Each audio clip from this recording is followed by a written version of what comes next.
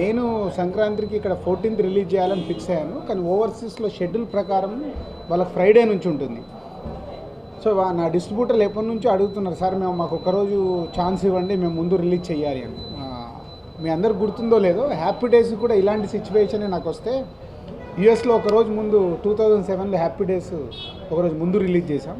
After 10 years మళ్ళీ repeat అవుతుంది. So అక్కడ ఎంక్వైరీ ఆల్రెడీ వాళ్ళు ఆన్లైన్లో ఎంక్వైరీ అన్ని న్యూ జెర్సీ, వర్జీనియా ఇవన్నీ ఫుల్స్ అయిపోయినాయి.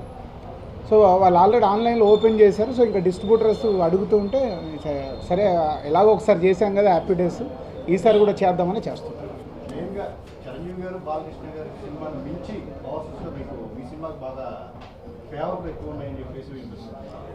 ఇస్ రైట్ అండి. అంటే దాని గురించి మేము కూడా ఈరోజు ఒకరోజు ముందు రిలీజ్ చేయడానికి ప్రిపేర్ అయింది.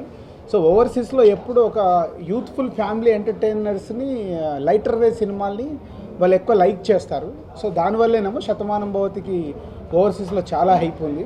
ఓవర్సీస్లో అని కాదు, ఇంకా ఇక్కడ మనకు రిలీజ్కు 2 days ఉంది. ఇక్కడే చాలా థియేటర్స్ ఫుల్స్ అయిపోయినాయి 14th, 15th.